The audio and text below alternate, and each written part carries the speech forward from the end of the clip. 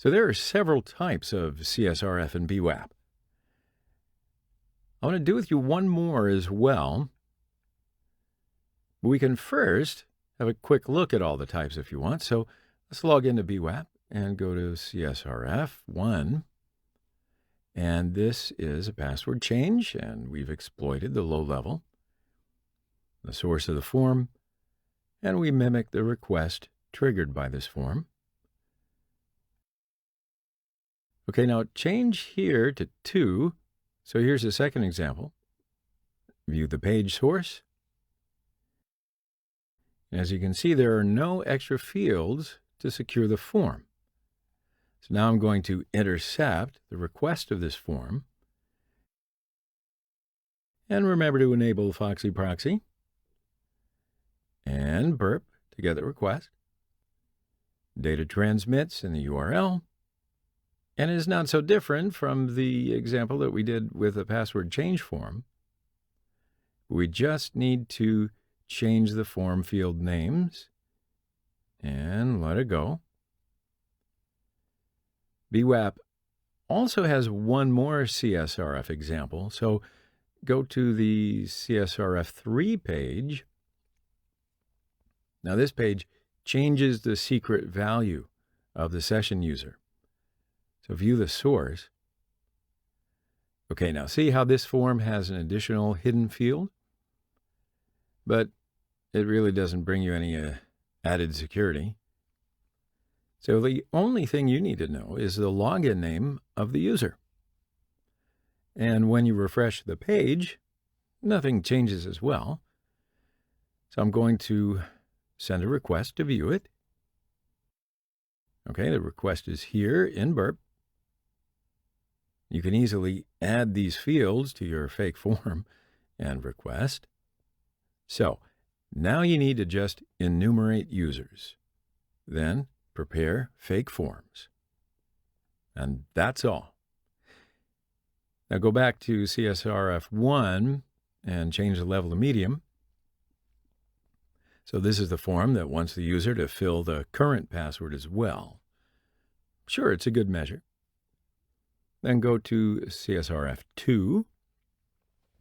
Nothing changes in the display. But view the source. So this time, a token field is added to the form.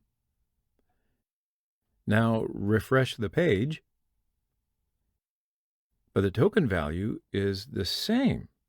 So this is not a good implementation as well. So when we fill the form and send, the request will be as you can see in burp. So this time you need to enumerate tokens or force users to use your tokens like we did in session fixation. So let it go and go to CSRF3. And view the source. This form also has a token field. And when you refresh the page, the token changes. Okay, so fill in the input field. And this will be the request. So now we are going to exploit this one. Open up your terminal, view CSRF_3. So if the level is low, it just changes the value. But if the level is medium or high, it first checks the token. So then just update the secret. And below you can see the code that produced the token on each request.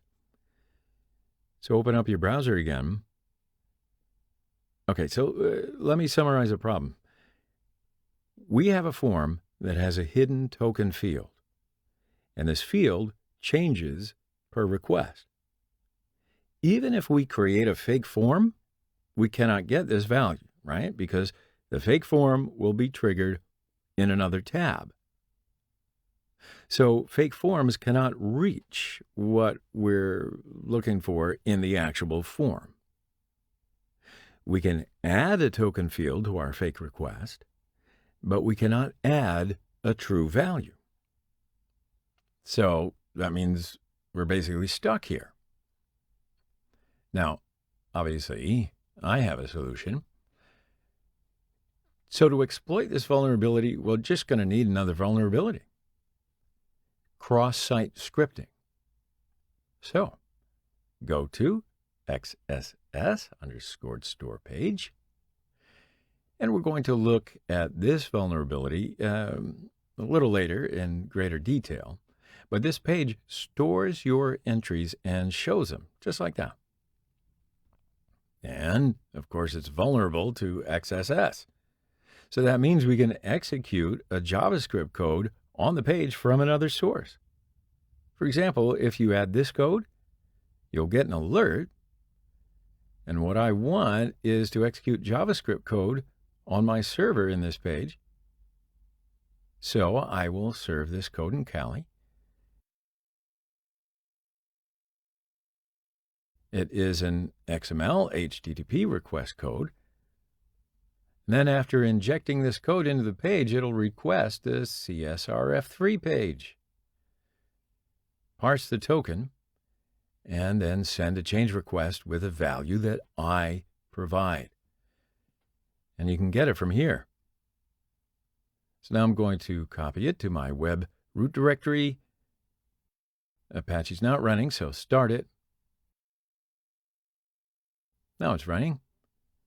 And now on the XSS page, I'm just going to add this line of code to inject my script into the page. Copy and paste it. Now, before submitting, open Web Developer. Tag HTML and JavaScript from here. Okay, now submit it.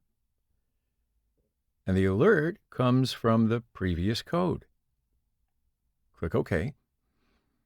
And below, you will see the requests sent by this page. Lo and behold, it requests my JavaScript code from my server.